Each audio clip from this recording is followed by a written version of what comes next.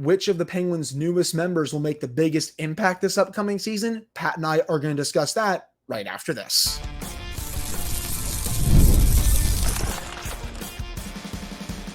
You're Locked On Penguins, your daily podcast on the Pittsburgh Penguins, part of the Locked On Podcast Network, your team every day. Hello, welcome back to another episode of the Locked On Penguins podcast. I am one of your hosts, Hunter Hodes. You can follow me on Twitter at Hunter Hodes, joined by my co-host, Patrick Damp. You can follow him on Twitter at SynonymForWet, and you can follow the show's account at LO_Penguins. Of course, thank you all so much for making this your first listen/watch of the day. We are free and available on all platforms. And finally, today's episode is brought to you by FanDuel. Make every moment more. As the playoffs wind down, the sports stop sporting like we want them to. But this summer, FanDuel is hooking up all customers with a boost or a bonus daily. That's right. There is something for everyone every day, all summer long. Visit FanDuel.com to get started. So on Wednesday, the NHL roster's official Twitter account tweeted out the newest numbers for the new members of the Pittsburgh Penguins for the 2024-2025 season. And for those that don't know the NHL roster's Twitter account, it's the former depth charts manager with Cap Friendly, who of course was bought by the Washington Capitals. They track NHL transactions, injuries, lineups, roster news, and all that good stuff. And so for the newest members of the Penguins, Kevin Hayes, he will be wearing 13. Matt Grzelcyk will be wearing 24, Sebastian Aho 25, Blake Lizotte 46, and Anthony Beauvillier 72. Yes, he will be getting Patrick Hornquist's number. I really hope nobody gets too jammed about that overall, even though, yes, Patrick Hornquist, very much Penguins royalty during this era of Penguins hockey with everything he accomplished for the organization. But that got us thinking, which of these players will make the biggest difference or impact to the team this year? And I've been kind of going back and forth on a couple, but when it comes down to it, I'm going to give the slightest edge to Blake Lizotte. I think he is a bona fide fourth-line center in the NHL. I think he will give the Penguins double-digit goals this upcoming season. I think he will also become one of their better penalty killers overall. He was on the penalty kill for over 100 minutes this past season with the Kings. I think he's going to be used a little bit more with Mike Sullivan on the Penguins this upcoming year. He'll throw his body around. He gets physical. Again, really good player in all three zones. I really like the contract. I think he's the fourth line center that this team has kind of been lacking for the last couple of years. I think when I look at all the new guys they've signed, and I could be wrong here, I think Lizotte is going to make the biggest impact overall. Pat, what say you? Before I get into it, Hunter, you brought up Patrick Hornquist there, and I just want to throw a name out at you, and that name is Andrew Ebbett. You remember what jersey number he wore with the Pittsburgh Penguins? I'm going to guess here. What is it? 25, if I recall correctly. Yes. You know who else wore 25? Max Talbot, a guy who scored 2 Game 7 goals to win a Stanley Cup in 2009. Don't get me wrong. I understand the sentiment. I understand why people would be a little upset with it. But at the end of the day, you remember the impact the player had. And unless they're an absolutely generational talent like Lemieux, Crosby, so on and so forth, jersey number is not that big of a deal. We didn't really care about 72 after Patrick Hornquist. And let's be honest, it's not that historic of a number. I mean, former Wheeling Nailers head coach Jeff Christian wore 72 at one point for the Pittsburgh Penguins. So anyway, back to the original content.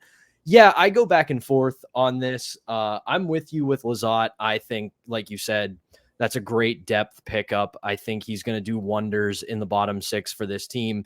But with that in mind, I know that not everybody is high on him. And this isn't me saying that he's going to have some massive resurgence and become a breakout star for the Penguins. But I also think there's going to be a lot of help in the bottom 6 with a guy like Kevin Hayes. I think the track record is there. He fits a mold of a player this team, similar to Lizotte, has been missing for quite a while. He's not afraid to go to the dirty areas. He's not afraid to stick his butt in front of the net and make things happen.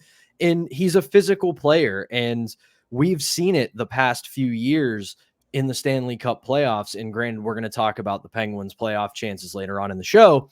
You do have to have a bit of bite in the modern NHL. This isn't 2016, 2017 anymore, though I will say those Penguins teams were very sneakily physical. It's not, we briefly had that period where teams were just fast and skilled. Now you've got to have some snarl. You got to have some toughness. And Kevin Hayes brings that. Yeah, he's not the fastest guy. He's not the most skilled guy, but he can bang in a few goals.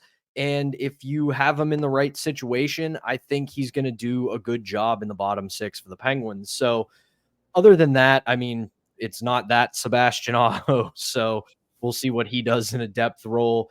Anthony Beauvillier, I think he's a solid bounce back candidate. I don't think he's as bad as he's been the last couple of years. I think he just hasn't been in good situations.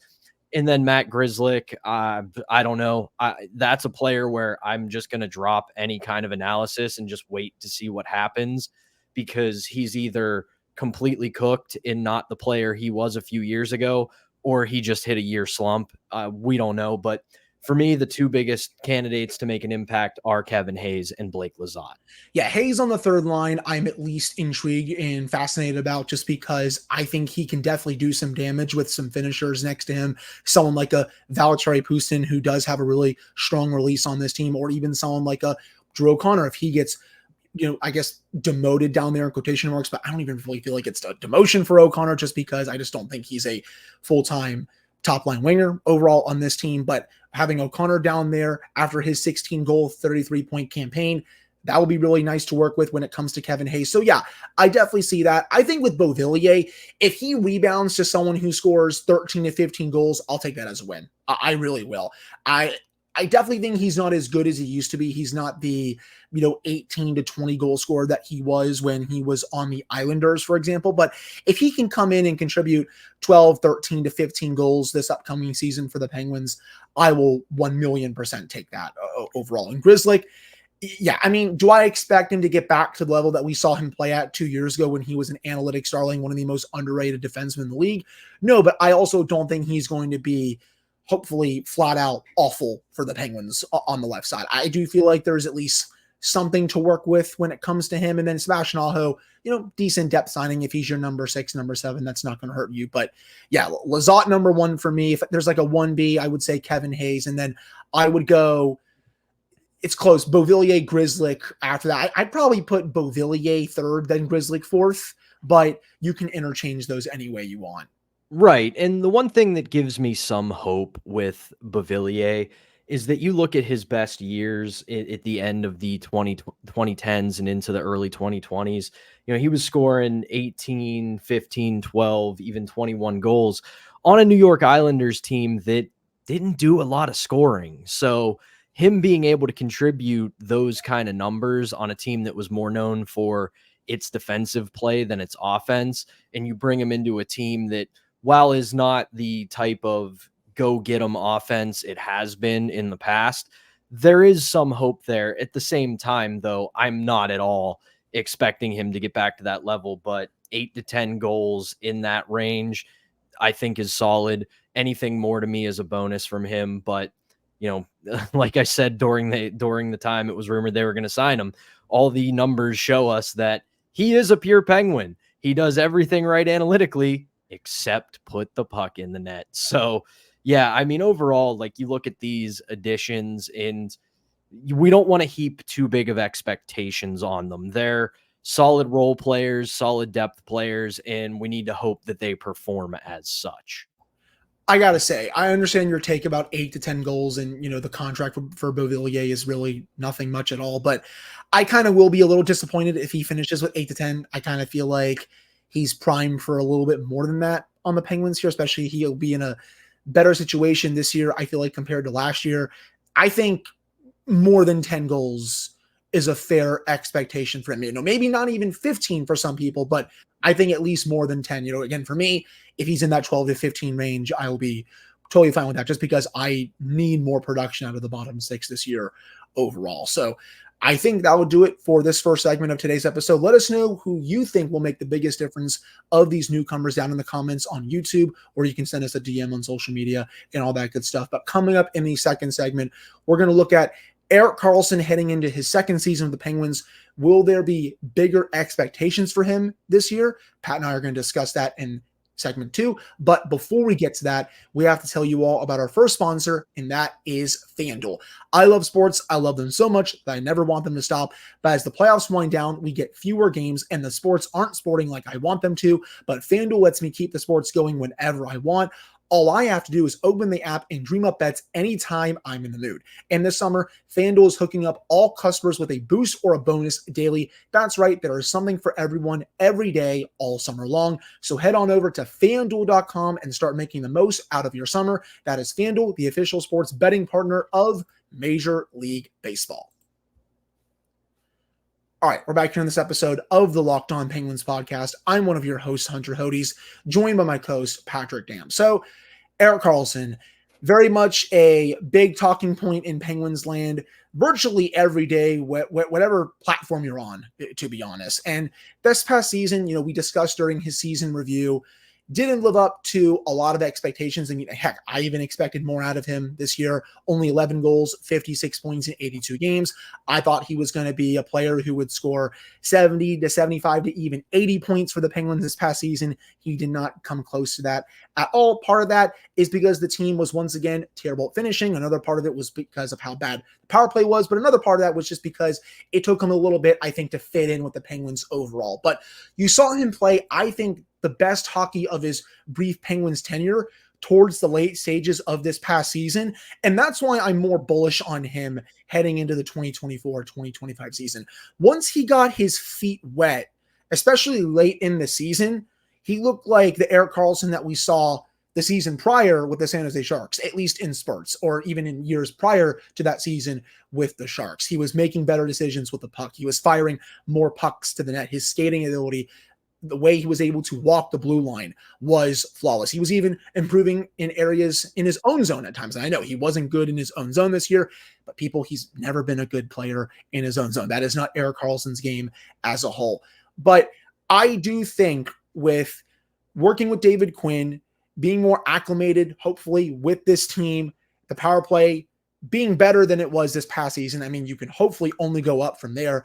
I do think he is in line for a season where he will score 70 to 75 points. I think those are very fair and very reasonable expectations for someone of Erik Karlsson's value. Yes, I understand he's going to be another year older, but I don't think, even though he's in his mid-30s, that this is a 56-point player at this stage of his career. I do think he's going to be better next year. If I'm wrong, so be it. Won't be the first time, definitely won't be the last time, but I really do think we're going to be in line for a good bounce back campaign from Karlsson.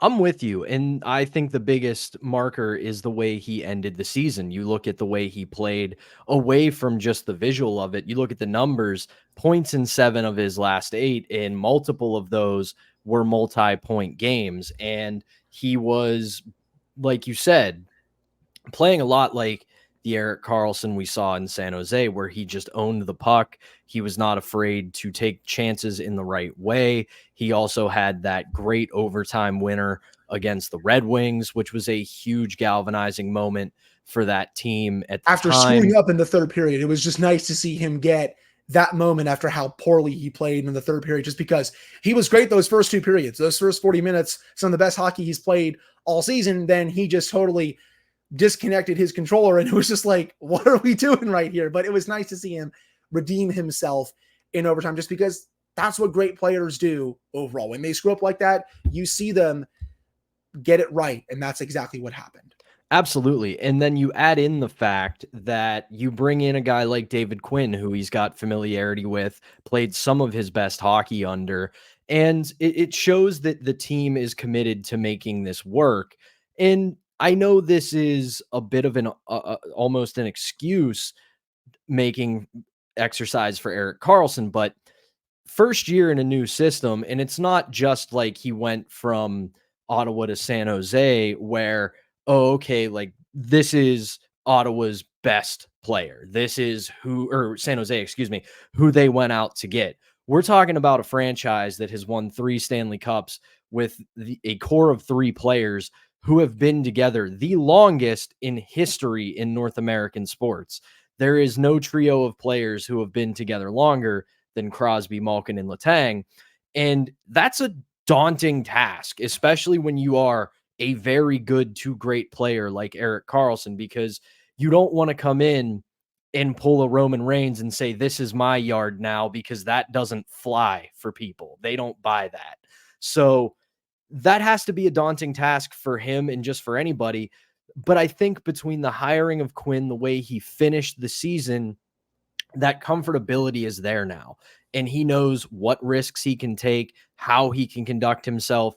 And you really want to hope that next year, with David Quinn taking over the power play, that he is going to put his foot down and say, listen, this is your unit. This is your unit. You run it. You are the general out there. You make the decisions. This runs through you, and play that way. Because we've seen in his career, when he takes charge of a power play, it's a damn good power play.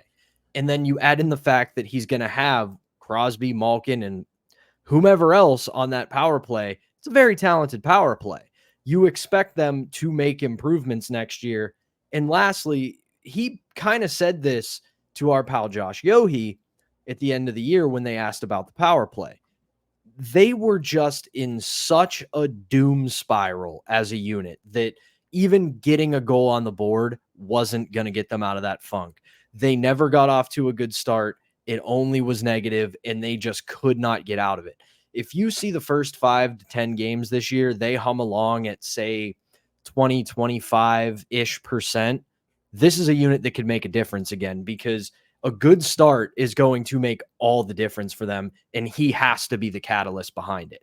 Yeah, that last point that you just made, I was going to add on if you didn't say it, because they need to have a good start with that unit in the first, 3 to 5, 7, 10 games. If this unit, I think, is going to be good throughout the year. We all saw just how much it was a struggle for them out of the gate. Like it looked like something was fundamentally broken with that unit throughout the first month of the season.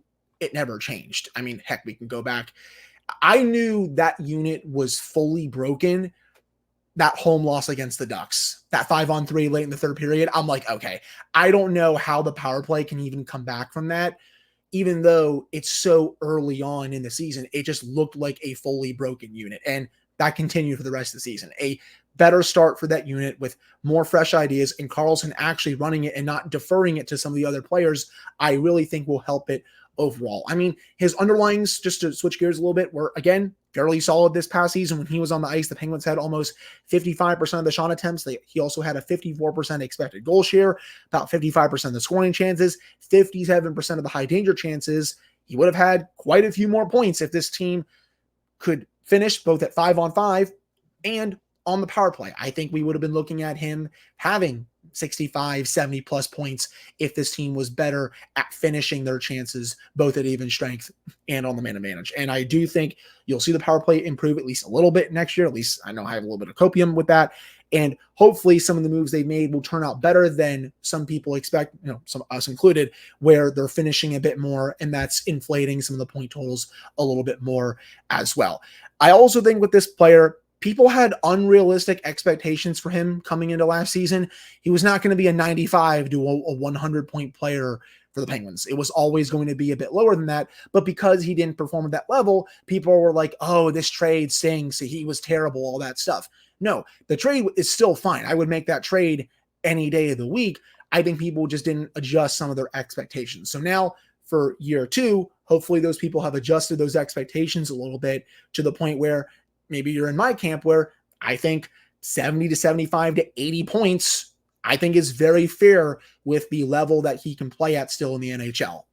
I'm also of the mind with you as well that the expectations were really another big issue with the power play, because you remember how we talked about it. I mean, we did it on this show when they acquired him. We talked about how this power play could have sleptwalked to being the best in the National Hockey League. And I understand, yes, these are professional athletes, and these are some of the best professional athletes in the world, and they are compensated thusly. So when they don't perform, that's their failure. But again, we also forget that this is a group of human beings, and we put some serious unrealistic expectations on them. I mean, to the point, like I said, you and I talked about it on the show, that we thought this power play was just going to almost by default be the best in the NHL.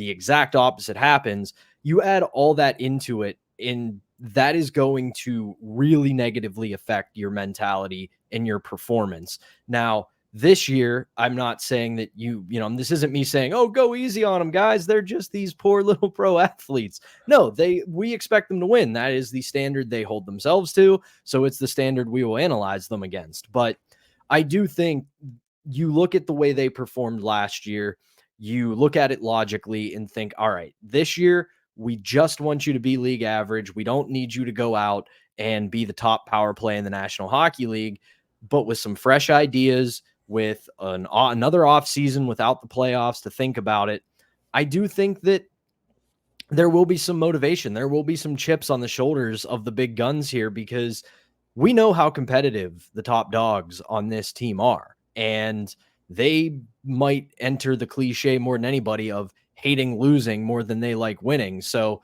we could see some very motivated, very angry stars on the Penguins this year. You think these core players want to make the playoffs? Oh, I sure do. I mean, they made the playoffs for 16 straight years before missing these last two. They're very much in unfamiliar territory. They're going to try to do everything in their power to at least see the playoffs one more time with the Penguins before they eventually retire. But I think that'll do it for this second segment of today's podcast. Coming up in the final segment, we're going to look at some Penguins betting odds for the season, including their odds to win the Stanley Cup and their odds to make the Stanley Cup playoffs. But before we get to that, we have to tell you all about our second sponsor, and that is Indeed. We're driven by the search for better, but when it comes to hiring, the best way to search for a candidate isn't to search at all. Don't search, match with Indeed. If you need to hire, you need Indeed. Indeed is your matching and hiring platform with over 350 million global monthly visitors, according to Indeed data, and a matching engine that helps you find quality candidates fast. Ditch the busy work. Use Indeed for scheduling, screening, and messaging so you can connect with candidates faster. And Indeed doesn't just help you hire faster. 93% of employers agree Indeed delivers the highest quality matches compared to other job sites, according to a recent Indeed survey.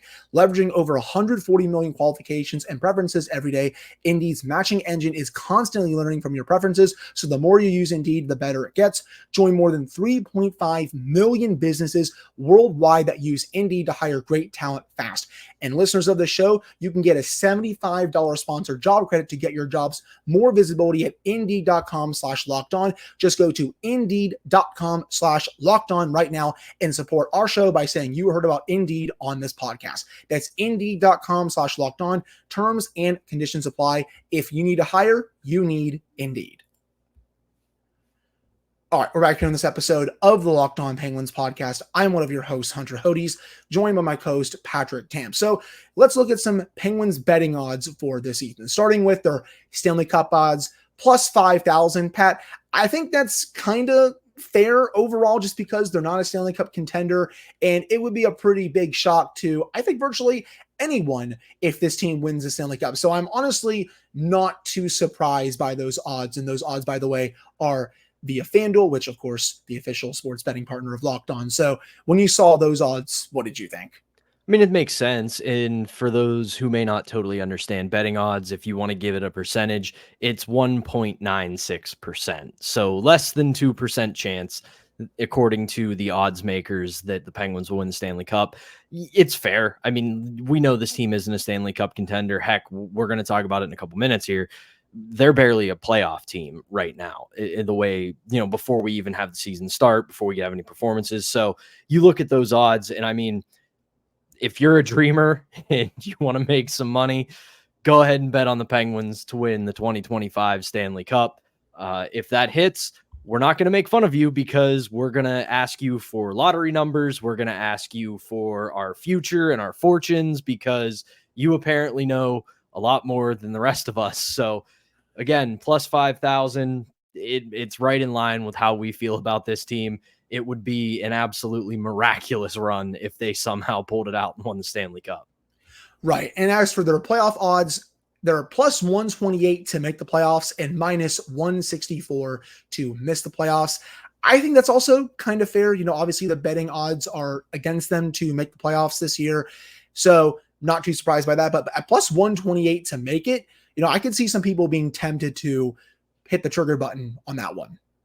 Yeah, and it kind of also, again, that falls in line with a lot of what we've talked about on the show, is that it's pretty much a coin flip. They're pretty much looking at the Penguins as a 50-50 playoff team, and I think that's about where we stand. I mean, if you ask the question to either of us right now, would you be surprised if they missed the playoffs for a third consecutive year? We'd both probably say no. And if you were to say, hey, are they going to get back to the playoffs after missing them 2 years in a row? Would that be surprising? We'd probably say no, that wouldn't be surprising either, because you look at the Eastern Conference, and I'd say at this point, the Penguins are on the fringes. They're not a team that you're going to look at and go, okay, when the playoffs start, they'll be one of 16.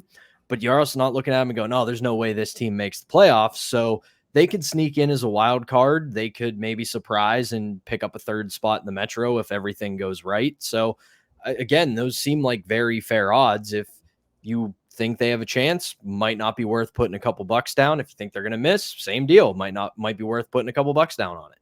Right. I mean, I don't think they're going to be the worst team in the conference. I think they'll probably be in that, middling category alongside a team like, Buffalo, Detroit, Washington, maybe a little bit above them. The Islanders kind of right a little above them as well, kind of in that category as well. So that's why I see, the plus 128 odds. And I'm not really surprised by that, just because I think, if people want to hit the trigger button on that, I think those are at least decent odds, especially if everything goes right for the Penguins this year and they do get in. Again, even though I think right now, both of us think this team probably not a playoff team right now, but again, anything can happen once the season starts. Are there any other betting odds that you took notice of when you looked at them today?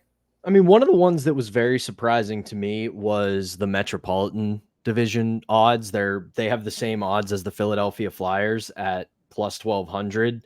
And I mean, which is the thing that stood out to me there is, yeah, I don't think there's a world where they win the Metropolitan Division. So 1,200 feels right in line, but having it right there with the Flyers feels a bit odd, even though they kind of finished in the same spot next to each other. The one that's wild to me is that Washington has 1,700 plus 1,700 to win. Now, again, I don't think that they're a contender to win the division, but I would say they are probably likelier to finish higher than the Penguins given their offseason moves. So that was a little bit surprising. But other than that, I mean, you can kind of tell that this is a world where Vegas isn't trying to get one over on you. You look at the odds for the Penguins, and they are pretty much right in line with who this team is. Looking at the Metro odds, I was a little surprised to see the Devils as the odds-on favorite to win the Metro. I like New Jersey this year. I think they're going to finish top 3 in the Metro, but I still think as of right now, the Rangers are probably the favorite to win that division. I think plus 220 for the Devils. I think that's a little too nice overall. I kind of need to fully see it before I believe it in terms of them winning the division. Again, I think they'll make the playoffs this year. Winning the division, I'd pump the brakes a little bit on that just because of how the Rangers played this past year, and I do think they're the favorite to win the Metro again this year, even though I don't think they're going to win the President's Trophy this year. For sure. And I like New Jersey's offseason a lot. I think just by default, if they get a little bit of health, they have much better goaltending than they had last year, and a coach that knows how to maximize young talent in Sheldon Keefe. I think that's going to put them right in the mix. But again, I don't know if I would I don't know if I'd put them over the Rangers, but I could see them jumping over Carolina and maybe taking second in the division this year. Yeah, I can see that too, just because of how much talent Carolina lost, both at forward and on defense. I think Carolina, as of right now, definitely got worse this offseason overall. But I think that will do it for today's episode of the Locked On Penguins podcast.